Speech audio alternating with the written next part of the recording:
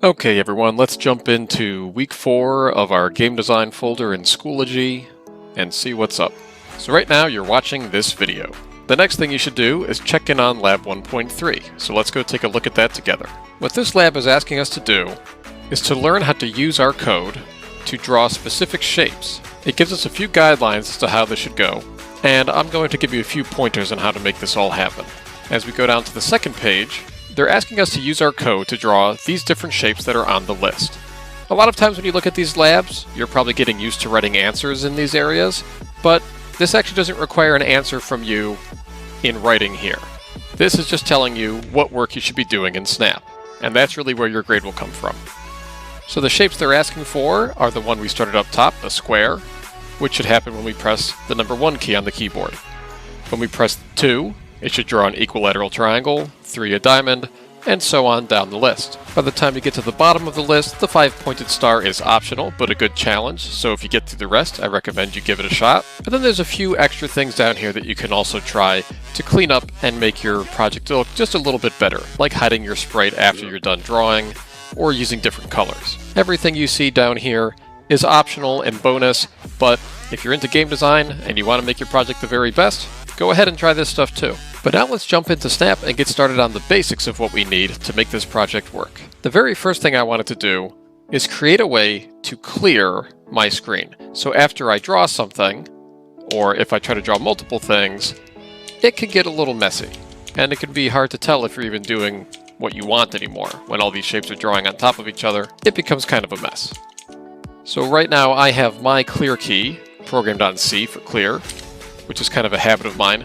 But the paper actually asked me to put this on spacebar, so I'll go and I'll change that to spacebar just for the sake of consistency. So now, when I press my number keys, I draw my shapes, but when I press space, I clear whatever was going on there. And what's really happening here is when space key pressed, we point in direction 90. That's important because you notice when I draw, say, my triangle, my sprite over here is now pointing in a different direction. So when I go to draw my square, well, my square looks kind of cockeyed, it's tilted, it's not exactly what you might expect. And that's going to keep affecting all of the shapes as we go forward. So it's important that after we press space, our sprite points straight to the right. That's what point in direction 90 will do, is have your sprite pointing straight to the right, so when we draw a square, it looks like a square. Our spacebar also moves our sprite to the middle of the scene, so no matter where the sprite is at, when we draw our shape, it will start in the center. And it also clears all the lines that we drew. So we go into Pen and bring out that clear block. Now, how are we drawing the square? Let's go take a look at that. So, when the 1 key is pressed, I need to start doing something that's going to draw my square. The very first thing is putting down the pen. After I've put the pen down, I need to move somewhere to draw the line. So I usually do this in intervals of 100. You can make your square bigger or smaller, but make sure it's big enough that you can see what's going on.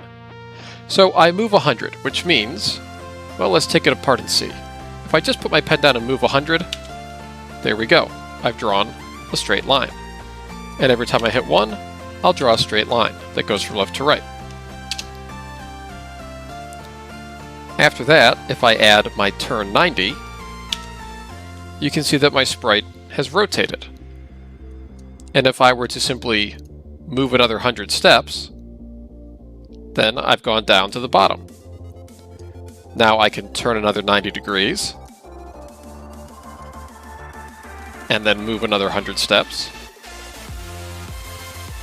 turn 90 degrees one more time, and one last time, move 100 steps. And you can see that I've drawn a square.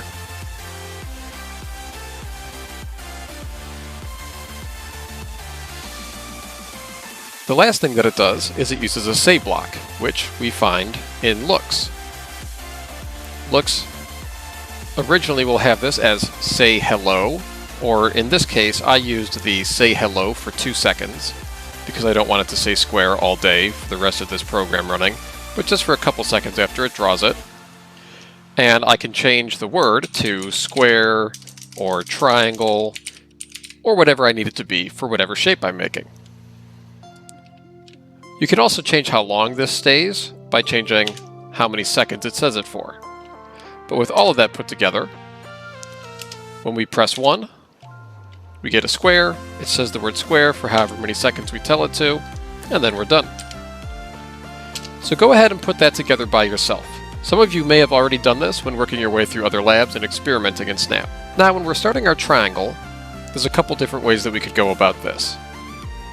We could start from scratch and go to our control category and bring out a when something is pressed and then change that to 2, because remember our square is on 1, so when we press 2 we're going to draw a different shape, and in this case it's an equilateral triangle.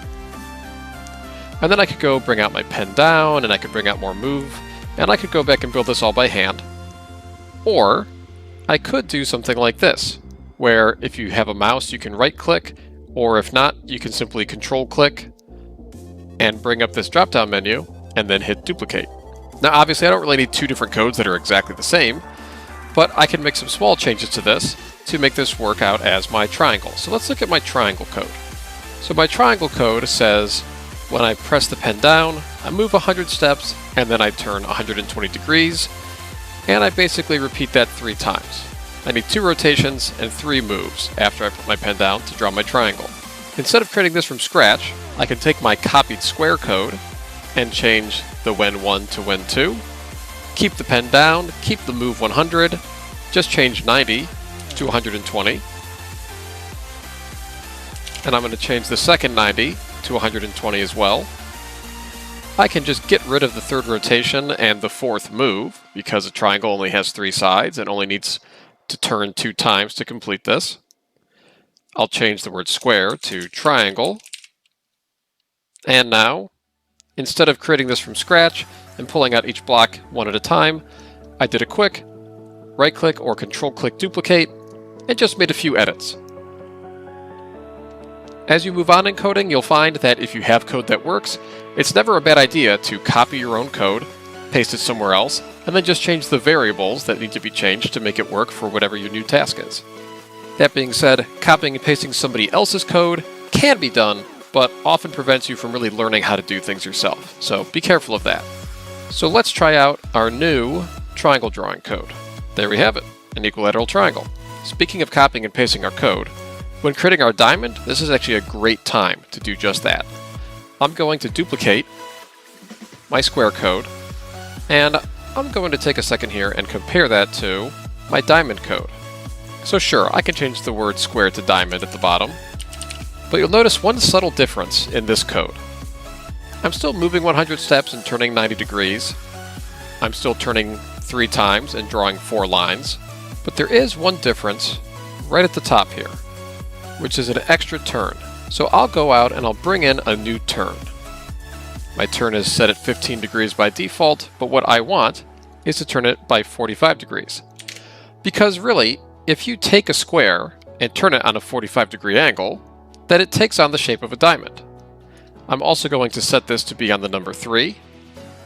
And now when I press 3, I get a square, turn it on a perfect 45-degree angle, and that gives me a diamond shape. So if you already have the square, number 3 is really the easiest one you'll ever do. Alright guys, I'm going to show you one more, and then the rest is for you to figure out on your own. If you struggle, that's okay, but I want you to spend a little bit of time coding on your own and not just copying what I've already shown you.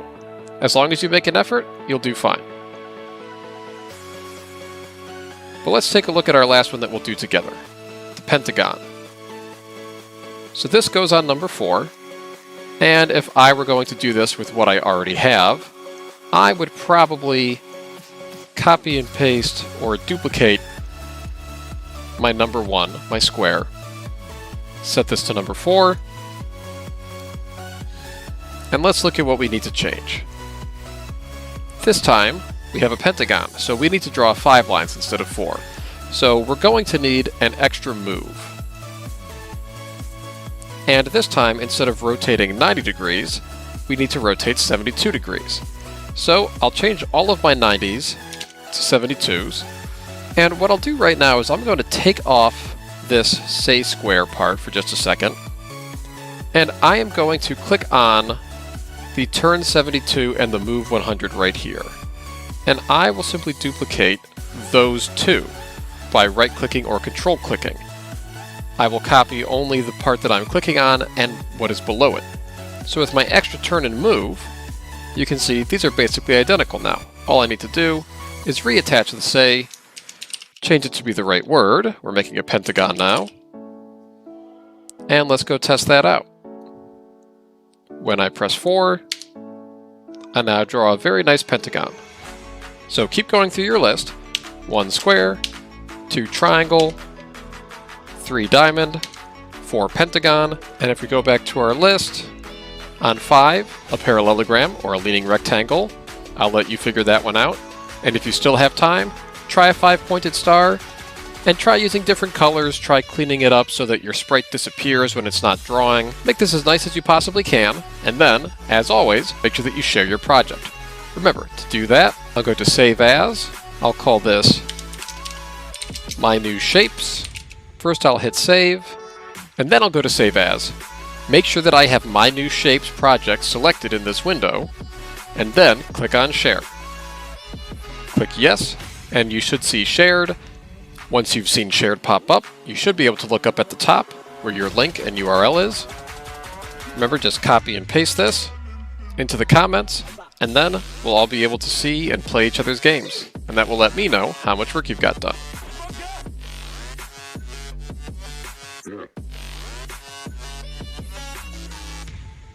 Alright guys, everybody do your best, make as many shapes as you can, and a lot of times in the classroom, I see people accidentally figure out shapes while they were trying to make something else. If you accidentally make a circle or some other shape, go ahead and put that on a number, have it say what shape it's making, and I might even give you a few bonus points if you do something like that. So, do what I've shared with you here, experiment on your own, and have some fun.